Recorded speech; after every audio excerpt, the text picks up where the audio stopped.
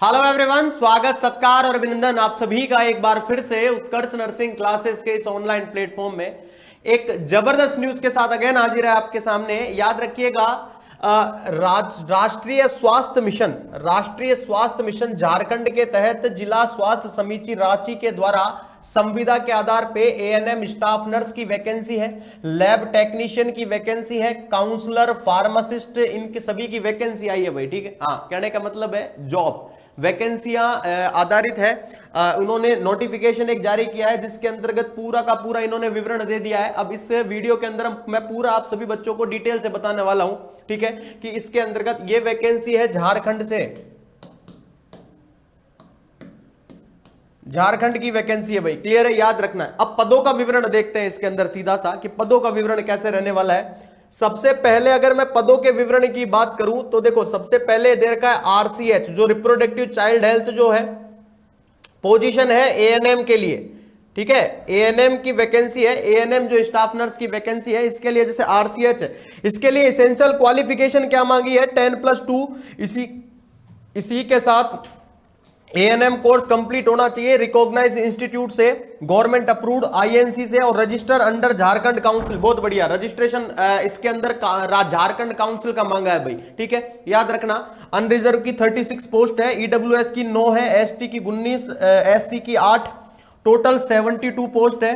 Salary रहने वाली है 11,466 रुपए टोटल। क्लियर। उसके बाद आरबीएस के राष्ट्रीय बाल स्वास्थ्य कार्यक्रम के तहत, ठीक है, इसके अंदर भी इसेंशियल क्वालिफिकेशन इसके अंदर भी सेम नहीं है, लेकिन इसके अंदर पोस्ट एक ही है भाई। ठीक है, हाँ, और टोटल पोस्ट 2 है, अनरिजर्व की 1 है और ईडब्ल्यूएस की 1 है। सेम इसकी भी सैलरी रहने वाली है। सेकंड आता है माल न्यूट्रिशन ट्रीटमेंट सेंटर। देखो, जो एएनएम है उसको 4 भागों में डिवाइडेड कर दिया इन्होंने।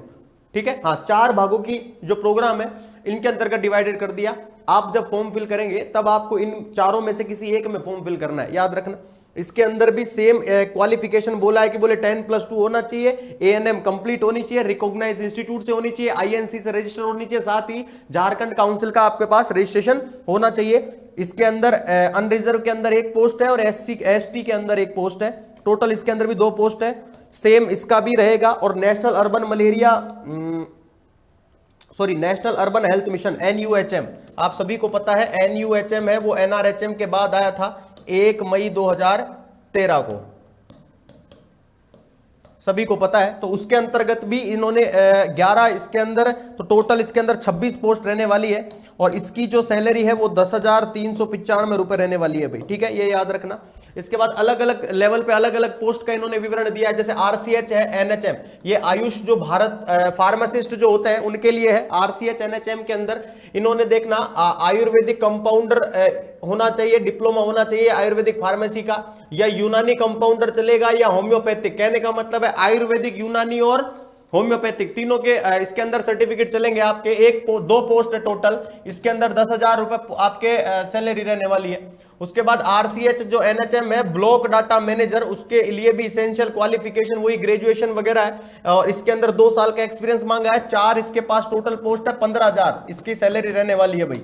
कितनी? 15,000। एक कह रहा है क्लिनिकल साइकोलॉजिस्ट, एनएमएचपी के अंदर क्लिनिकल साइकोलॉजिस्ट की जो पोस्ट है, इसकी जो सैलरी है वो 26,250, इसकी सैलरी ठीक ठाक है भाई है। इसके अलावा डिस्ट्रिक्ट एनसीडी क्लिनिक है, एनसीडी सीएससी क्लिनिक है, इनकी भी वही सेम कहानी रहने वाली है। नेक्स्ट अगर मैं बात करूं आपसे, RMNCH program, reproductive management neonatal child health, और इसके साथ ही आजकल ए और जोड़ दिया है, जो आप लोग देखते हैं कि राजस्थान सीएचओ के अंदर भी क्या 45 नंबर का प्रोग्राम जोड़ा है। काउंसलर आरएमएनसीएच काउंसलिंग की बात करें तो इसके अंदर मास्टर्स, बैचलर या डिग्री चलेगी, इसी के साथ एक्सपीरियंस भी होना चाहिए 1 साल का। ठीक है, लैंग्वेज भी बिल्कुल इसके अंदर मांगी है, डाटा स्किल भी इसके अंदर मांगी है, कंप्यूटर स्किल भी होनी चाहिए। कहने का मतलब जो हम बोलते हैं कि आरएससीआईटी का कोर्स बोलते हैं ना, वो भी इसके अंदर मांगा है। तो डिजायरेबल के अंदर याद रखना, ये सभी कुछ डिजायरेबल इसके अंदर है। टोटल पोस्ट 2 है और 15,000 इसकी सैलरी रहने वाली है। आरबीएस के डीआईसी, कहने का मतलब डेंटल जो टेक्नीशियन होता है, देखो अलग अलग पदों पे निकली है भर्ती है, हाँ, ओनली एएनएम की नहीं निकली है, ये याद रखना। इसेंशियल क्वालिफिकेशन की बात करें, इसेंशियल एक्सप्रेशन डिजायरेबल है, इसकी भी टोटल 1 पोस्ट है, 15,000 इसकी सैलरी। और एनपीएससीएच सीई ये प्रोग्राम है, इसकी भी 3 पोस्ट है और 18,900 इसकी सैलरी रहने वाली है। अगर हम बात करें जीएनएम लेवल पे, कि जीएनएम लेवल को तो डिस्ट्रिक्ट एनसीडी क्लिनिक और सीएससी एनसीडी क्लिनिक पे रहेगा। टोटल 2 पोस्ट और 4 पोस्ट रहेगी, 18,900 जीएनएम की रहेगी भाई।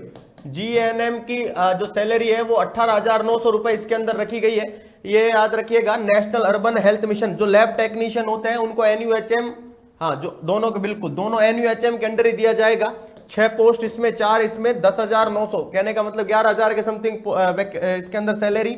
आरबीएस के डिस्ट्रिक्ट सीएचसी एनसीडी क्लिनिक और माल न्यूट्रिशन ट्रीटमेंट, ये याद रखना, लैब टेक्नीशियन और न्यूट्रिशनल काउंसलर, इनकी भी वही सैलरी 18,900 और 15,000 के समथिंग रहने वाली है। उसके बाद अगर मैं बात करूं ऑप्थेल्मिक असिस्टेंट जो अपने आंखों के होते हैं, इसके अलावा फार्मासिस्ट है, इसके अलावा साइकेट्रिक सोशल वर्कर है, रिहेबिलिटेशन वर्कर है। रिहेबिलिटेशन का मतलब पुनर्निवास होता है, पुनर्वास होता है, ठीक है। तो ये इनकी सबकी जो टोटल पोस्ट है 3, 6, 4, 25। देखो जो आपके आरसीएच जो एनएचएम है जो फार्मासिस्ट के अंदर, इसकी टोटल 25 रहने वाली है। और शानदार इसकी सैलरी साइकेट्रिक जो सोशल वर्कर होते हैं उनकी है भाई, है 29,500। सबसे ज्यादा सैलरी अभी हाल फिलहाल में अपन ने देखी है, उसके अंदर सबसे ज्यादा इसी की है भाई, ठीक है।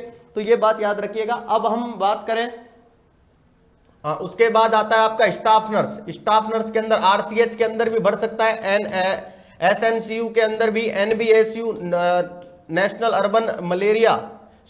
अर्बन हेल्थ मिशन और आरबीएस के डीआईसी, इसकी भी 8 टोटल 200, कहने का मतलब है टोटल 273 पदों पे भर्ती निकली है। ये कितनी टोटल पोस्ट कितनी है? टोटल पोस्ट है आपके 273, ठीक है, ये याद रखना है। अब हम देखेंगे आयु सीमा, कौन कौन सी एज के कैटेगरी के व्यक्ति इसको भर सकते हैं। जनरल के लिए 35 साल रखी गई है और रिलैक्सेशन के लिए 40 रखी गई है। ईडब्ल्यूएस के लिए 35 साल रिलैक्सेशन के साथ 40 साल, ओबीसी के लिए 37 साल रिलैक्सेशन में 42, SC ST के 40 साल तक भर सकते हैं भाई बच्चे, है। और इसके साथ 45 फीमेल जनरल ईडब्ल्यूएस फीमेल के लिए सेम ही है, 38 साल और रिलैक्सेशन के साथ 43 साल रखी गई है। अब याद रखना अनरिजर्व सामान्य वर्ग ईडब्ल्यूएस आर्थिक रूप से कमजोर, ये इसके अंदर कैटेगरी दे दी है।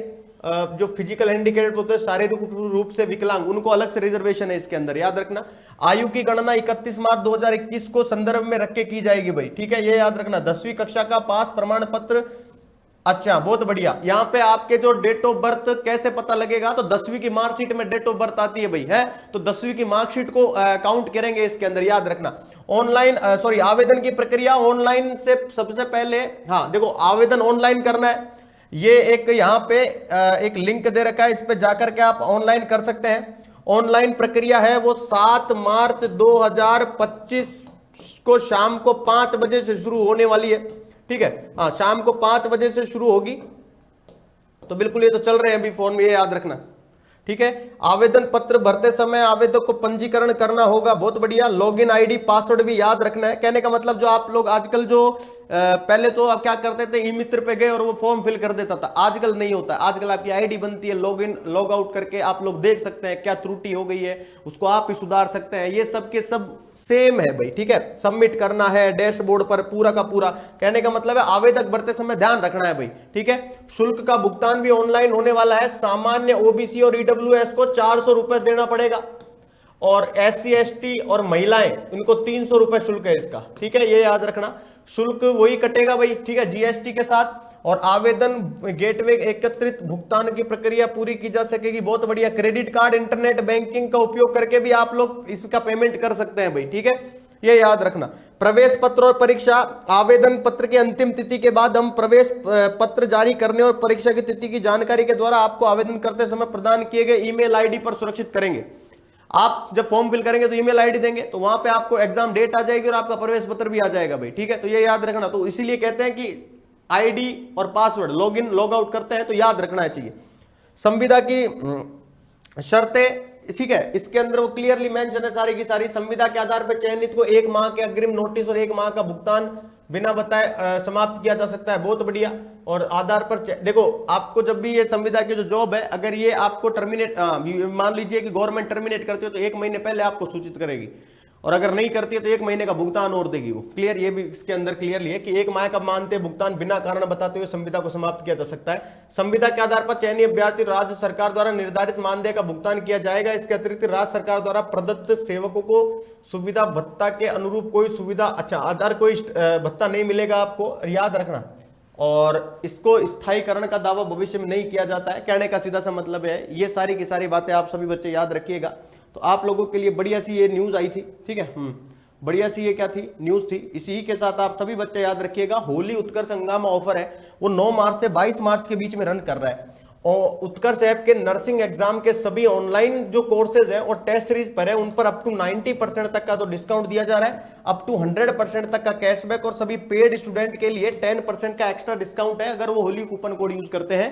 तो यहां पे मैं आपको एक नई चीज बताने वाला हूं, नर्सिंग का जो मास्टर पास है सर, यहां पे मैं आपको यही बताने वाला हूं, जो नर्सिंग का जो मास्टर पास है जो एग्जाम कवर कर रहा है, जैसे nursing officer, CHO, ANM, GNM, ये मास्टर पास क्यों जरूरी है सर? यहां पे कई बच्चों को क्वेरीज आएंगी कि सर हम ये झारखंड का है, हमको इसके लिए अलग से बैच लेना पड़ेगा क्या है?